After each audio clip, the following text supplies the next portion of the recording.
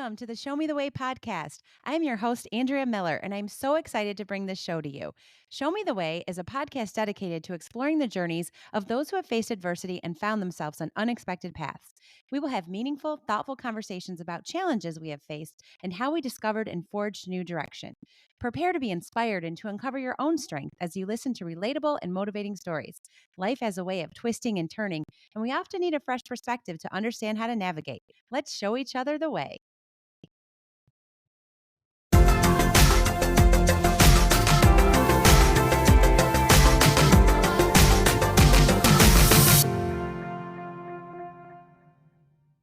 Today on the Show Me the Way podcast, I welcomed Carol Waldman. I met Carol on a podcast matching site that I've spoke about a few times before.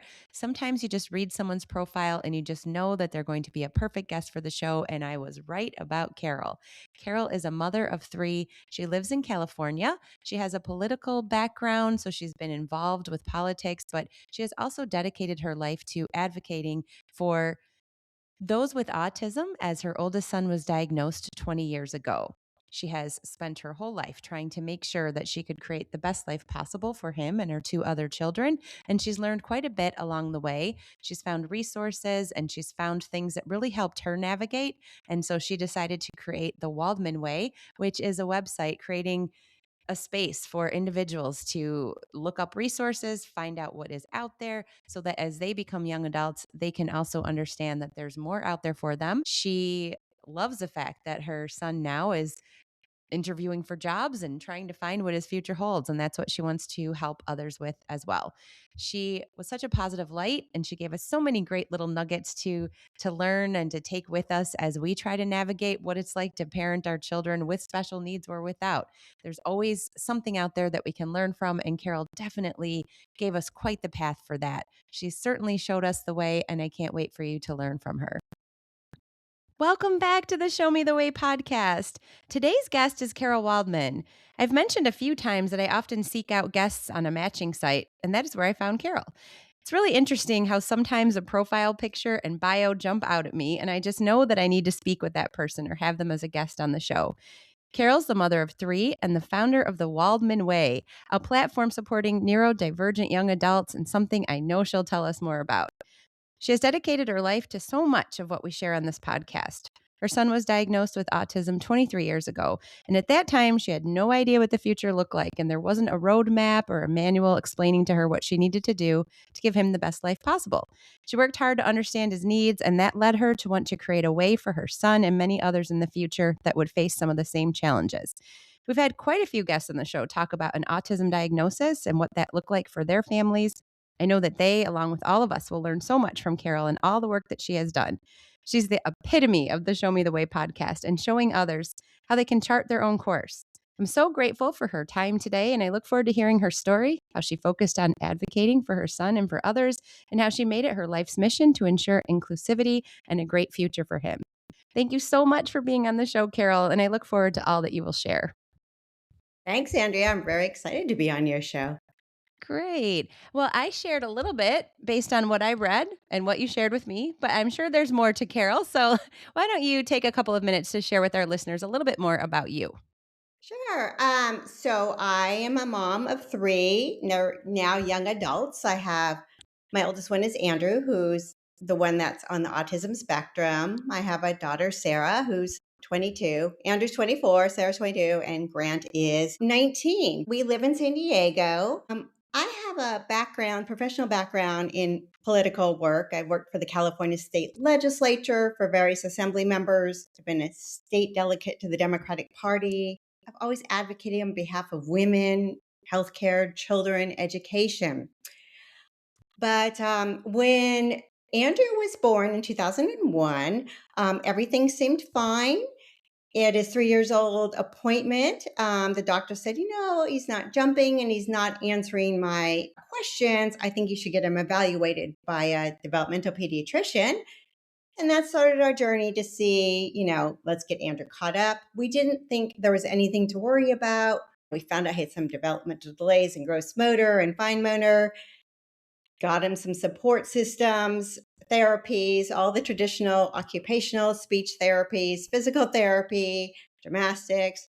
As time went on, though, we received an autism diagnosis, and that started our journey of helping Andrew. There was no roadmap back then, and I'll go into it more, but that's basically how I got involved in neurodiversity work. Wow. Well, that is great. Like I said, I called you the epitome of the Show Me the Way podcast because I started this podcast to share the journey of, as you know, my younger son, Nathan's muscular dystrophy diagnosis. And it was the same thing. I mean, there's a lot of information out there on it. So we did have maybe not a roadmap of what our life would look like, but we did have some steps that we knew we would have to take. So it might have been a little more constructed than what you faced. But yeah, just like you, it changed the plans that we had. Getting a diagnosis of something that you're going to have to work on with your child or work through with your child, it just changes everything in your mind in an instant. You just think, okay, we are going to follow a different path and it's going to look different and we're going to have new perspective. And that's exactly what happened to me and my family.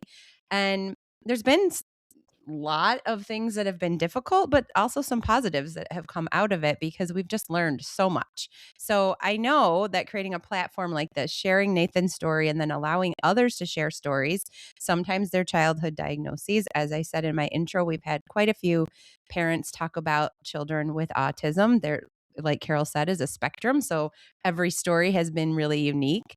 But I've just been wanting to create a place where people could speak freely and say, here was my journey. Moms, dads, people out there, don't feel alone because we've been there or we've been through something similar and here's what it looked like. And then people can, find some positivity in that, or they can say, gosh, I went through a really horrible time, but look at this person went through something similar and look how they turned out, or look what they were able to turn that into. And Carol really is showing us that. Just reading her bio and listening to her talk for a minute just now, I know that she's doing exactly what we're trying to share on this podcast. So hopefully listeners, you're going to learn something from Carol and you're going to say, "Okay, I can relate even if you don't have a child with autism." I really love the advocating that she has done and working through challenges to, wow, get him to where he is. I can't wait for her to share what he's doing now as he's 24 and what her family has been through and all that they've overcome. So I love having guests on here that I've never met before because I learn a lot from them. And I'm really excited to hear from Carol. So I'm going to stop talking and I'm going to turn the mic over to Carol and let her share more of her story and more details with us. And we will go from there. Great. So, yeah. So, Andrew, when he was around 4, that was actual sort of the diagnosis, and we had to figure out what to do. You know, at the time, the developmental pediatrician didn't diagnose him with autism, but there was like a school diagnosis, and it was very confusing to me because what does this all mean? I didn't know anyone else with a child with autism. And so we thought, well, he's capable. He seems smart. Let's just put him on the track to go to elementary school and move from there. We ended up at a great elementary school where he got some support services, but it was always more challenging with raising him in terms of like, there was like loud noises he was afraid of. There was a lot of like stemming. There was a lot of like being excluded from types of social events. At the same time, he really wanted to be social. And so he would go to any birthday party he was invited to. We could set up play dates. I mean, even if they were short play dates, he just wanted to be there. He's also fortunate he has 2 younger siblings who would call him out on any type of behavior that was not appropriate, especially my younger son. As he's gotten older, he's been very helpful in that. You don't always want to hear it, but I think it's also good to have that perspective. Uh, and then my daughter, she's very sweet, and so we'll look after him. As Andrew grew into going into middle school, there were definitely more challenges. For whatever reason, middle school is tough for a lot of people, but when they're going through puberty, it's also very scary. And sometimes behaviors come out and you think, oh my God, is this normal? What's going to happen? Is this his life trajectory? But it's not. The one thing I want parents to know as I'm telling the story is whatever happens in sixth grade, seventh grade, eighth grade does not determine who your child will be as a senior in high school, college, if that's what he or she chooses to do, or as an adult. But it's scary because you don't know, is this because of autism? Is this normal? Because he's my first child. One of the big areas in our life, we're Jewish. And so our temple was amazing. He went to Hebrew school. He went to religious school and had a bar mitzvah when he was in middle school. Rabbis worked with him. He was able to do a youth group. The director of the youth group at the time also has a child who's now an adult with autism. So there was a lot of support and encouragement for Andrew. So I definitely think our temple also with camps, summer camps Andrew went to, like he went to sleepaway camp, Jewish sleepaway camp, as well as a local summer camp here.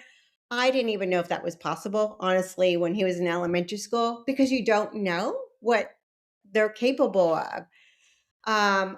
As Andrew was in middle school, it was also challenging because one of the hardest things was his mental health, but also his physical health. He was uh, getting to be where he was larger for his size, and there was concern about that, and there was a lot of guilt as a mom because you want to raise healthy kids, but I had to put him through a program that was with weight management, and it's so heartbreaking, when you're like autism is so complicated, right? Or any other neurodivergent diagnosis. It's complicated. It's complicated to raise a child in general, but then you add this, and then we had the whole like health component of like making sure he was at a healthy weight and teaching him how to eat, and that was just very involved to do. But we did that. We did a program with him. As he got to high school, we were very fortunate to have a really good case manager at his public high school. And she knew he liked basketball. And so talked to the coach, and they put him on the junior varsity team. He went to all the early morning practices. I was always busy driving him to 6 a.m. practices. He did get his driver's license. And then he got to play junior varsity, and I went to all his games. And then when he was a junior, the coach said to him, look, I could put you on the varsity team, not because you have autism, but because you are a hard worker. You show up to all the practices. But because, your skills are not at the level of varsity exactly, you'll only play when we're winning or losing by a lot. And Andrew came home and said, oh, no, I'm not going to do this because I don't want to be a charity case. I don't want to, even though it wasn't the case, but I don't want to do this if I, don't get playing time. I said, I think it's hard with kids, because if you tell them one thing, they want to do the other. I was like, I really think it would be a good idea. You'll get your exercise, you'll get to practice, you'll get some socialization with them, and you never know where this will take you. And I said, also, Andrew, it could look good on a college resume because he was interested in college. So he got on the team and he played. And one day he went out there and he shot a 3-pointer. And as you know, a 3-pointer is a big deal. But when he did it, the whole team went wild. The whole school. They did the wave. The whole school just went crazy. It went on max preps for, a special education, young basketball player makes a 3-pointer. It went viral around the school. All his teachers knew. It's a big high school. So that lesson really taught me about like, take those risks. You may fail, in anything, you may fail, but he didn't. It was a risk to do this. It's scary. And just because they're neurodivergent doesn't mean you should just say, hey, don't do it. You want to protect them. Because there was part of me is like, oh, if he doesn't want to do it, don't make him. But there was also part of me, I think it's going to be good for you. And it was just a gut feeling, nothing other than, nothing I read, just a gut feeling. So I thought, oh, that was a good one. He also, and he really wanted to go to college. And so when we had the IEP meetings, I had to really advocate to make sure he was getting the courses he needed. The schools are great, but their goal is for him to graduate. And then in San Diego, it was like, does he want to go to a California state school? He has a language requirement. He has, he doesn't need the AP courses. But Andrew wanted to go out of state. So I had to like make sure he had that extra year of language and make sure He took an AP course because he really wanted to. So he ended up taking a few of them, and I was so proud of him. But that's the other lesson I learned, was to not underestimate your kid. Even if it was going to be hard, he had to work very hard. In many of these high schools, the one thing is, as Andrew was in a traditional public high school, you're it's very competitive, right? And people want to go off to college, and you've got people, your neighbor with her son taking like 5 AP classes, and then someone else like taking 16, whatever, like they're taking so many. And you had to go with, okay, what can Andrew do? But at the same time, there was this thinking like, well, don't stress him out. But he took them. He applied to colleges. He applied to colleges they call reach colleges, where, like Wisconsin, like could he really get in, But you know what? He got in. He got in off a waiting list by pursuing that. And once he did, I'm like, oh my gosh, that wasn't one of the colleges. When we were researching, I was looking for colleges with academic support programs, and could they help autism? And that was tricky to find at the time, because this is 2019. He was going to enter in 2020, but he did. He got in, and COVID hit, and we thought, well, let's what are we going to do? And he ended up, there was a company called Virtual Hall. It was new. It was that they did these private coaching for kids like Andrew. And I thought, okay, let's just do this. And he went off to Wisconsin. He lived in a dorm. Everything was online. It was very scary to drop him off. I had no idea what was going to happen. He spent the whole year online. He got COVID. He had to be quarantined into a hotel room for 14 days. And he made it through. I had all the relatives and friends call him. He had with Virtual Hall, he worked on like a indoor exercise program. I mean, all the skills and all the support really helped him get through it. But you don't know. You don't know when you're sending him off to college. We're in San Diego. He went to Wisconsin. I really couldn't go see him, that year. The next few years, he was able to be in person, and he really enjoyed it. It had its challenges, like every student, but he did it. He graduated in 4 years. Going to his graduation, and the football games were just incredible. That was part of what drew him to Wisconsin. He wanted a reputable college and a good football team. And we also figured that would be better, that he's in a place where he wants to socialize, even though it's a really big school, right? And it's not for everyone. Graduated. He came back home. He worked on some political campaigns. In addition, he had done some internships in Washington, D.C., one during college. He also stayed one summer in Wisconsin and worked for NPR and did fundraising, going door to door. I never thought my child would be going door to door fundraising and meeting with people he didn't know, but he did it. Graduated college, and here he is. He's was looking for jobs. He ended up doing an internship in Washington, D.C. with a company called Broad Futures, where they mentor and train young neurodivergent employees in the workplace. And he worked for the Cormac Group. He had a great internship, finished that, really wanted to stay. But that was also the time where there were a lot of cuts in the federal budget and a lot of layoffs. And he realized, like, okay, maybe I better come to San Diego and rethink where I want to be. So he's been here, he's been interviewing. That's been more challenging. He's doing such a good job. I hear him like on Zoom.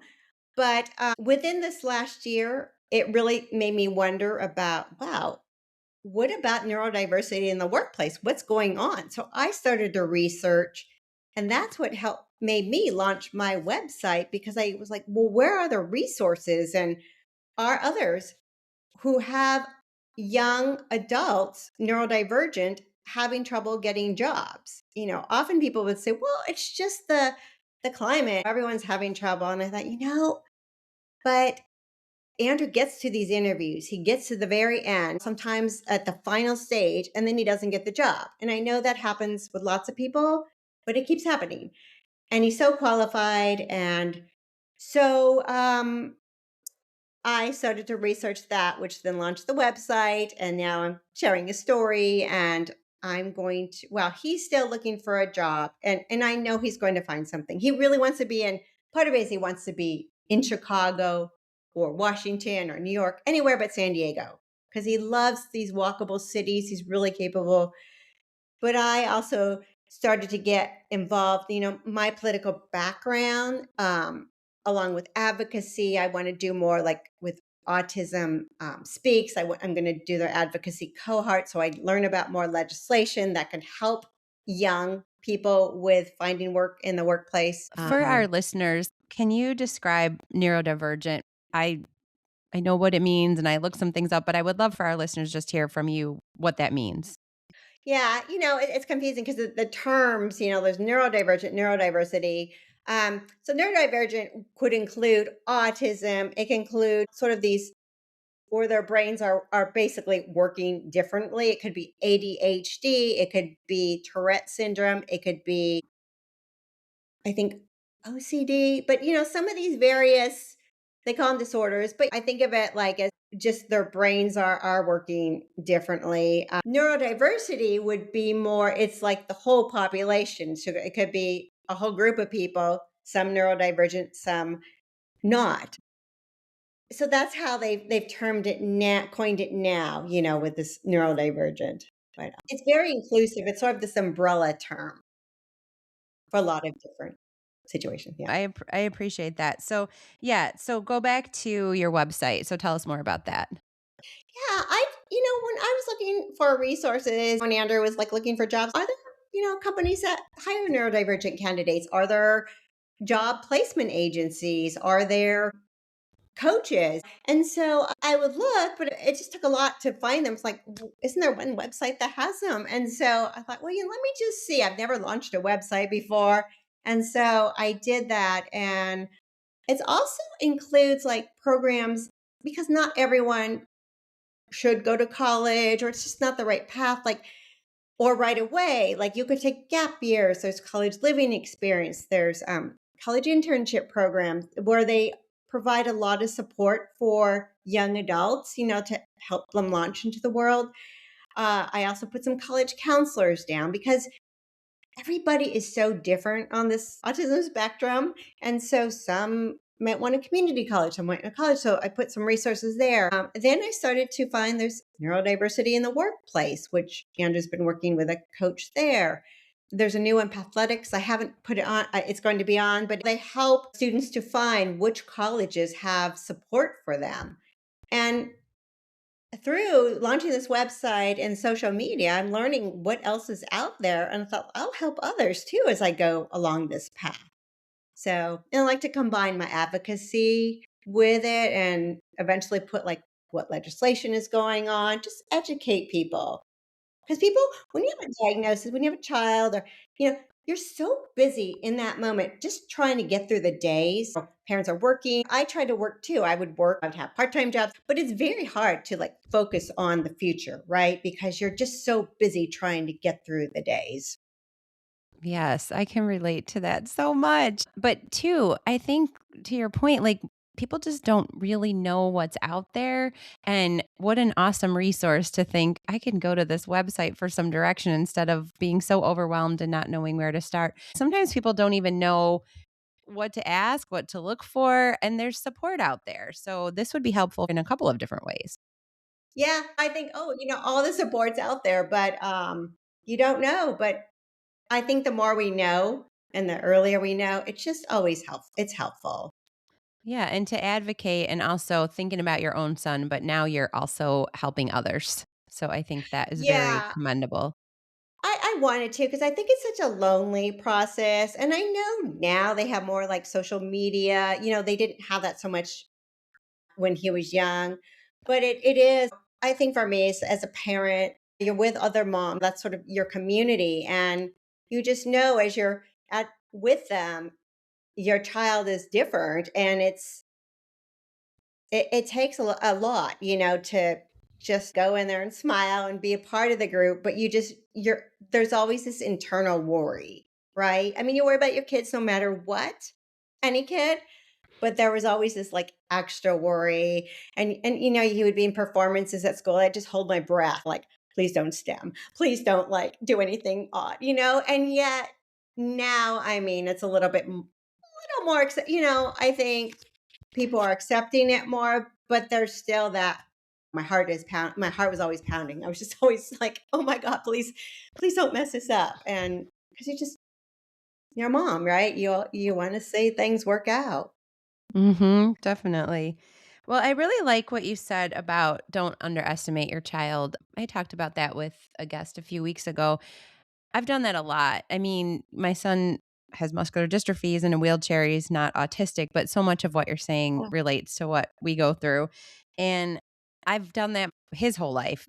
Let me just do that for you. Let me get that water for you. Let me, and some of the things physically he does need me to help, but sometimes it's like, okay, step back and let him show you what he can do. And the few times that I'm getting better at it, but the few times I've let him do that, he really does shine. And he's going to be a senior this fall. And when I let him go do his thing, it's amazing what he shows me. And it's really interesting. I always say this when I have these podcasts. I think God's timing is just so perfect because you were on the schedule. We were saying that we were going to do a pre-interview and we were just going to chat.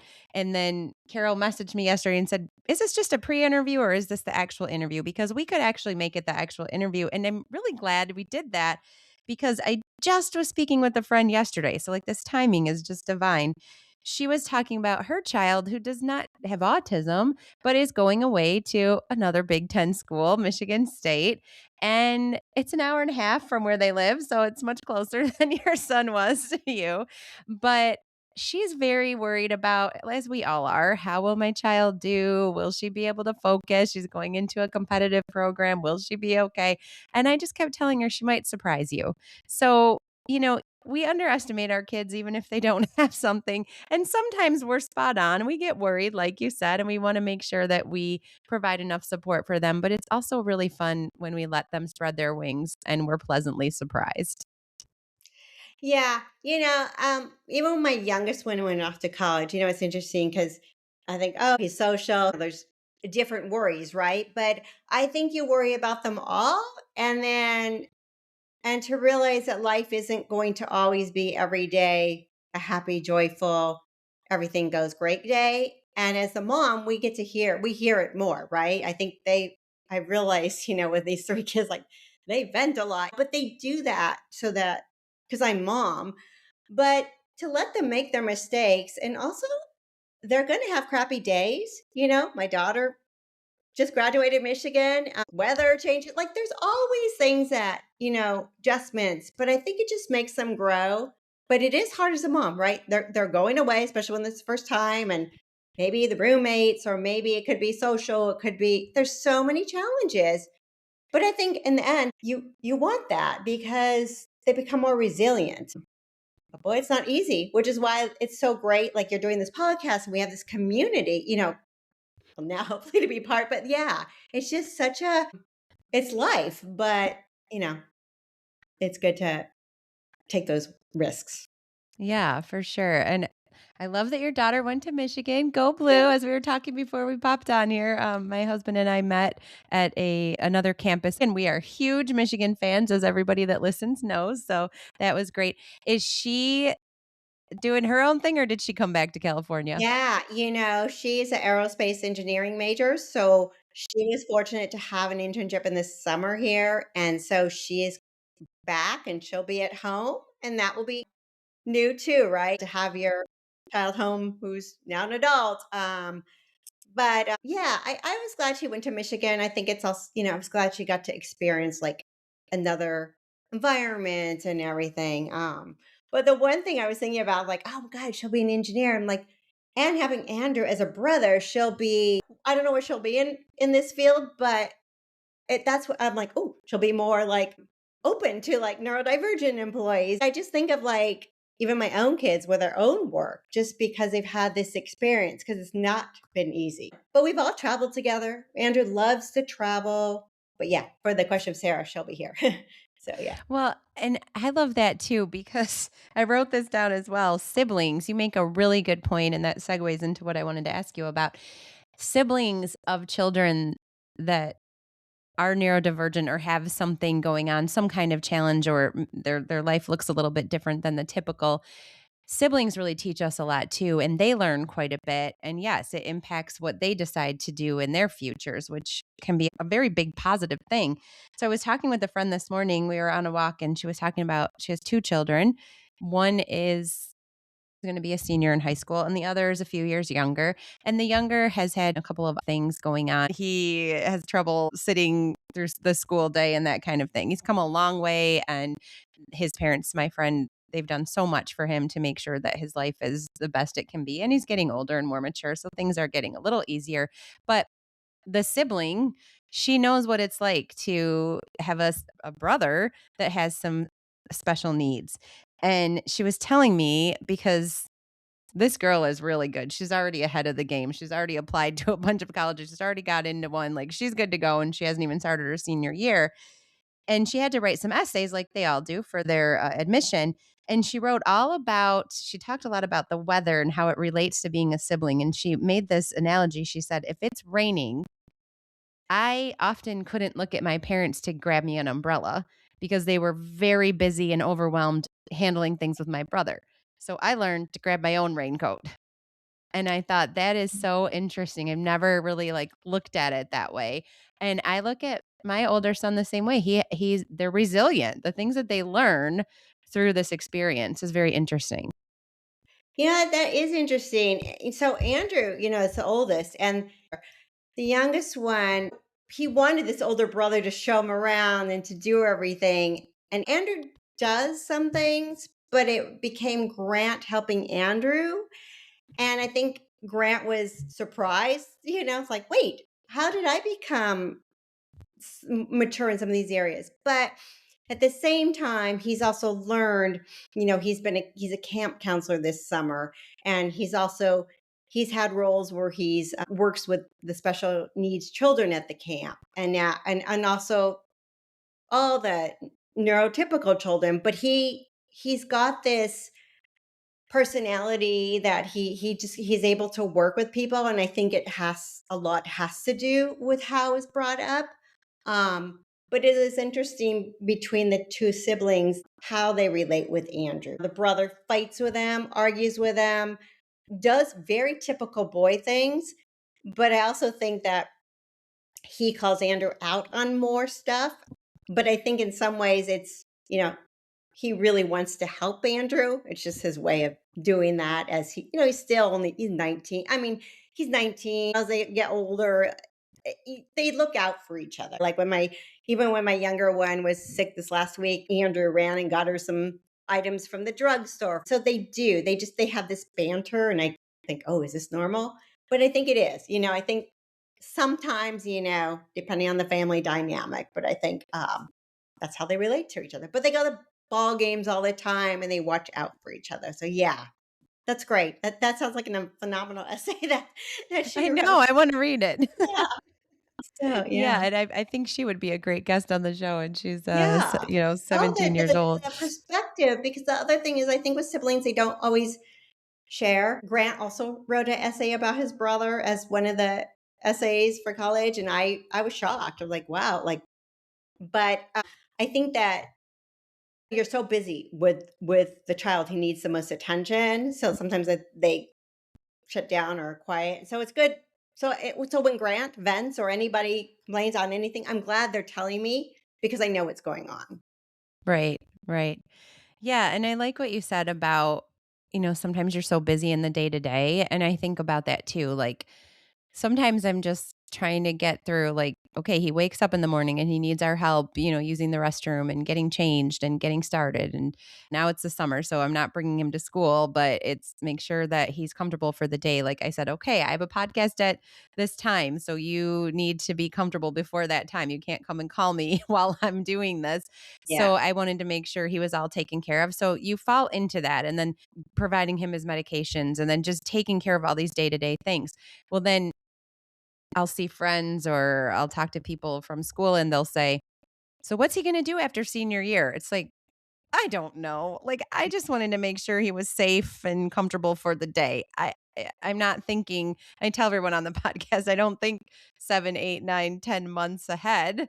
sometimes I we know. should. Planning is good, but it's really hard to do that. So I appreciate you recognizing It that is. because I could just really relate to it. Well, I never thought, I thought once he graduated college, he would just find a job. I didn't think we would be in this, transition period. Like, well, maybe he's not going to do politics. Maybe he wants to do something in risk management and compliance. So he started taking classes. Like, this is just, people change their minds all the time. But I think I just thought, well, I got him through college and he's going to be just fine. But this is life, right? And sometimes we don't know. And sometimes we just have these periods where we just have to go with it and pivot and try to figure something else out. I do think I work harder with him than with my other two, but I try to be there for my other two. But there is a difference in some of this, that it just is. And so Right. that's what we do. How how is your relationship? To me, it sounds positive, but how's your relationship with Andrew, especially with your advocacy? Like, what does he think of all of that? Yeah, I mean, for the longest time, he would never talk about autism. So I never did this when he was in high school. I mean, other than advocating for him. And then in college, he was on a panel and he was happy to speak with Autism Tree. It was a neurodiversity type conference. And um, he doesn't, he's trying to be his own person. So I think that he doesn't really want to be defined by autism, but at the same time I think he knows having that extra support is very important, whether it's coaching for an interview. um, he'll tell people he's neurodivergent if they ask. He's not, and nor would I want him to go and say, "Hi, I'm Andrew, I'm neurodivergent." That's not what Right. we're, we don't need to do that. But our relationship is good. Sometimes I get on his case and I don't think he likes that. Like, he's back home. Can you clean the kitchen? Can you do this? And Right. Typical. that's challenging, I think, anytime you have a young adult back at home to get into that routine. I think ultimately, though, he really seems to trust me that I am looking out for him. I do want him to fill his dreams and work somewhere where he wants to. So he knows that. Good. That I love that. And again, just making me think of so many people. So if they're listening, they can definitely relate to you and learn from you. So that's why I think these questions are for me, but also I know for my listeners. So I appreciate that. All right. Well, tell us more. Okay, so are you working in politics at the moment? So I'm not like at a job, but I'm an executive board member of the Democratic Party, California Democratic Party. So I definitely go and I vote for candidates, our statewide candidates and local candidates. I have a lot to say, and with a vote.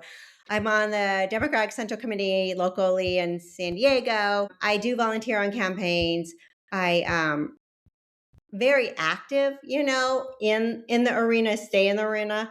But partly is I want to do more in neurodiversity work. And so I'm trying to go towards that way a little bit more. My dream would be like to have a neurodiversity chamber of commerce. I would love to see more legislation again to help that transition. Once they are 18 or 22, depending what state you are in, that a lot of the support falls away. And Andrew really never qualified support in the beginning because of this.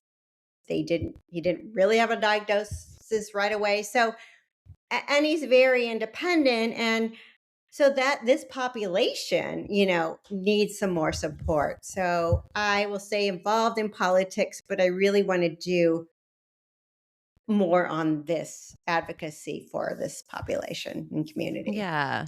That's wonderful. And it all led you and all this experience, all that you bring allowed you to create this website. You mentioned and I mentioned in my intro the Waldman way. Tell us more about that.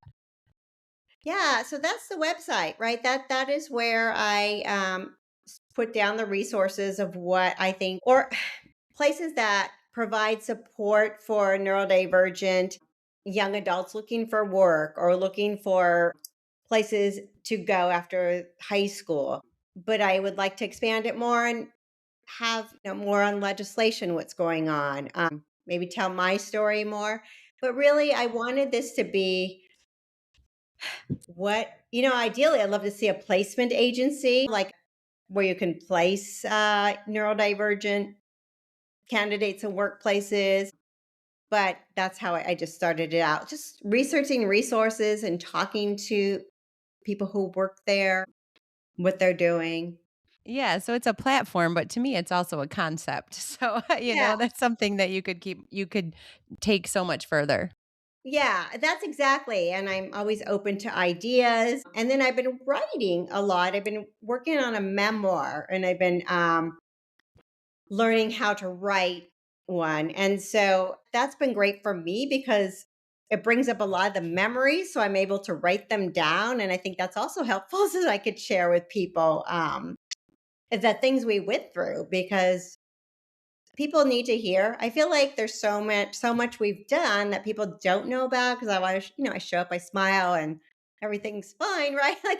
But now I'm just much more authentic and describing how life is, because I think so many parents out there they can be feel very lonely, and I want them to know that there are a lot of people going through this, and we have to support each other, especially in the work environment. That's the part that terrifies me as well, but I have a lot of hope, I think too with this generation, they're just much more open, but I I don't feel like I feel like I still gotta keep I wanna see Andrew working, and I also wanna see some of my friends who have young adult children, I call them children, but young adults at Mhm. home struggling, to find their way as well, to find meaningful work, right? You want them to find happiness. And I've also learned, and I think we all feel this, that you and get this, that you have a child and you have these hopes and dreams, right? Are they going to play sports? Are they going to be on the speech and debate team? Are they going to be an actor, a musician?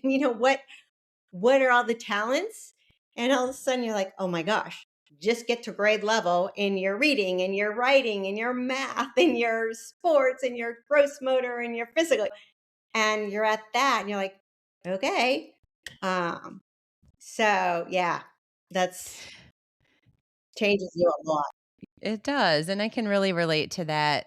It was like, "Okay, can we get through elementary school? And then can we get through middle school? And now we're in high school, and now I have just 1 year left." Like, all these little milestones, I'm really starting to open my eyes, like, there's a lot more out there, and this isn't it. He's not just getting through school. There's more that we're going to have to figure out, and like I said, I really liked when you said, "Don't underestimate," because that is certainly a lesson for me. Like, I think if you've been listening to the show, you understand that I pushed my son, Nathan, to be part of the radio show at his school, Yeah. and you made a point about that too, like, even with children that don't have something going on, what do you push and what don't you?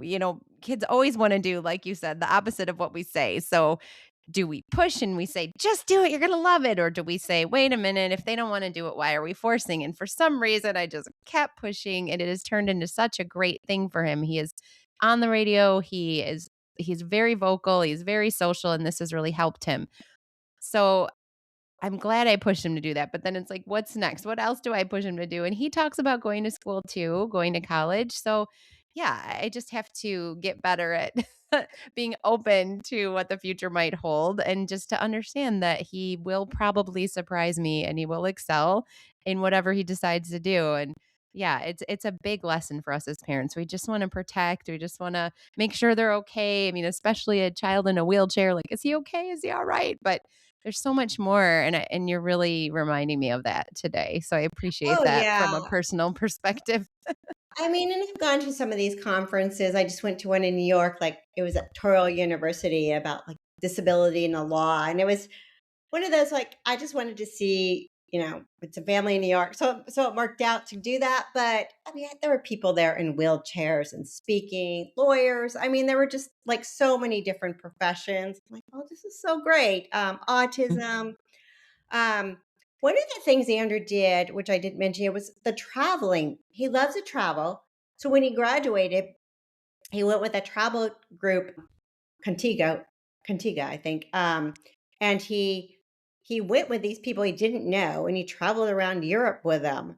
And that was nerve-wracking for me because that's like beyond school and he's in Europe and how's he doing? He did it and one day he sends me a video of him uh, jumping off a cliff in somewhere in Switzerland. And I saw it and he's like, oh my God, it's like this big jump. And I was so glad it was after. I don't think I could have handled it before. Like, oh my God, you are braver than I thought. This is a kid who was afraid of heights. It was somewhere in Switzerland. I mean, every time I see the video, like my heart just flutters. And um, I mean, it's a canyon swing. That's what he did, canyon swing. It just so he came home from that. I'm like, oh, you're gonna be okay. That was right after college. He also took a trip by himself to Australia.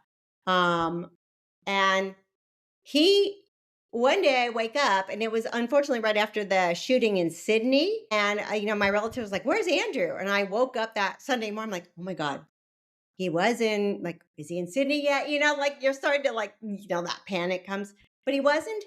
But he did it. He went and he thought he wanted to see the people he had met on the Europe trip, and he saw a few of them. It was a little challenging because he thought he was going to, see them all the time, but they were busy and sometimes it was very lonely. But oh my gosh, but he had a great time. So I came back, I'm like, wow, that kid could travel. That's not something I would have done at that age or even now, just that long of a time. So, he's used a lot of his money up, but that's what he likes. So he'll have to he'll work and I think he'll enjoy traveling. Well, he does. Wow. That is amazing. And you said it. You used the word hope. And so much of this is just providing hope because there's things that people of all different backgrounds and all the different challenges, there's things that they can do. And I love the surprising you with stuff like that and just showing, "Hey mom, I got this." That's Yeah. amazing. And knowing though that like to make sure he's got the support, whether it's like psychological, good friends, he's got some good friends and parents, but along the way, just wherever they are doing, you just like I said before, the traveling it's great, but they're not always easy days like life is, and to let them do it and know it's okay when uh things are not going well. Although it's hard as a mom because I still start to panic and get Right. anxious. But yeah, I think they're happier as they go through to when they can do some of these challenges and figure things out. Mhm. Yeah, well, this has been so enlightening. And yeah, again, sometimes I'll just look on this site and people's profiles and their pictures, and I read about them and it just pops out. And I think, yeah, I need that person to show us the way. And you were definitely one of those persons, Carol. And I appreciate you for being so open with the back and forth communication so that we could get this going. If you've listened to my podcast, I often ask my guests to share a little nugget. I had a guest on, I think, season one, and she said that her dad taught her to leave nuggets everywhere you go, little nuggets of information or advice. And you've given us a lot of that throughout the show. But before we end off, I'll give you one more opportunity. If you have a nugget you would like to share with our listeners. Oh, I mean, Andrew is always, reminding me like, don't underestimate him, don't underestimate people. The risk taking. I think that one of the things too I've learned more recently is everyone is on their own journey. And just because they're different, there's that they're different and it doesn't mean it's wrong. But I think mostly it's they're on their own journey, and some people are going to find jobs and find what they want to do right away. Some people will take some time, but let everyone go on their own journey and to accept that. I think that took a while for me to accept. Oh, he's not going to play the piano. He's not going to be going to this school, whatever it was. But also, it's okay, and that I'm so grateful for what he has been doing. It's a journey, and to let them go on their journey. Yeah, I think that's great advice. And that reminds me of my friend again that I mentioned who is getting sad because her daughter's going away to school soon. She unfortunately has dealt with a lot of grief in the last couple of years with the loss of her father and her brother. So we were Oh, talking about that a little bit yesterday, and she said that somebody at her work has just lost somebody, and she kind of has regret for going up to this person and speaking up, but I told her this person needed to hear her. She said, "I've lost people, and I just want you to know that nobody can tell you how to grieve. Nobody can tell you how you're supposed to react. You're to what you're saying, you're on your own journey." And so I think what you're saying, not to bring up a sad conversation, but I told her, I'm so glad you told that person that, because we all need to understand that we're all on our own path. We all have this path that is set before us, and we're going to deal with everything differently. So even everything Carol shared today, if you're listening and you have a child who is neurodivergent, or you're dealing with it yourself, or you've got a child in a wheelchair, or you've been through grief, or whatever you are going through, whatever challenge is being faced, it's not going to look like anybody else's journey. It's very unique to you. And Carol, myself, we can't tell you how you're going to react to maybe your 24-year-old son saying he's going to Australia by himself. But you can take these lessons, you can take these words of advice, these pieces, these nuggets, you can use them on your path, but use them how it works best for you. And if something makes sense, great. If it doesn't, disregard it and just understand that we're all very unique. So I think that is a perfect nugget to leave with all of us. So thank you so much for being a guest on the show. Again, we had never talked before, but we shared some back and forth discussions. And aside from having some U of M connection there, I just knew that Carol would show us the way. And that's what I'm trying to do with this podcast. I want everyone to understand that we go through challenges, we all face different things. And sometimes it's a pivot, sometimes it's a major diagnosis that completely wipes out the path that we thought we had set before us. And we need to turn left instead of right. But we can all learn from it. Carol reminded us to have hope. She reminded us to allow our children to spread their wings a little bit and to not underestimate them. And she also just reminded us that there's a lot more out there than the little box that we think there is. So I'm so grateful to you for jumping in today and being open to this conversation and allowing us to just move forward with the interview, because it was perfect timing. And I know that my listeners and myself, I know we all learned a lot from what you shared. I'm so happy to be here. And the one other thing I do think of is like, nothing is permanent, you know? We're always, it may be a certain way one day, one week, and then it all changes. So It's it's okay. very true. And that's why I don't think much past like 6 weeks, which again, it's not always the perfect way to be. I'm not telling people to throw out their plans, but sometimes I have to think that way because anything can change. So I appreciate that a lot too. Well, thank you so much for being a guest. I cannot wait to share this with my listeners and with others. And I just really appreciate you being here today. Thank you. Thank you so much for having me, Andrea. Thank you for joining me for the Show Me the Way podcast. I truly appreciate you tuning in to today's episode about overcoming adversity and finding your path. I hope it brought you new insights, empowered you with perspective, and inspired you to find joy in your journey. If this episode touched your heart, don't forget to leave a quick review, as it will help us reach and motivate more people. Until next time, keep seeking the light and showing the way.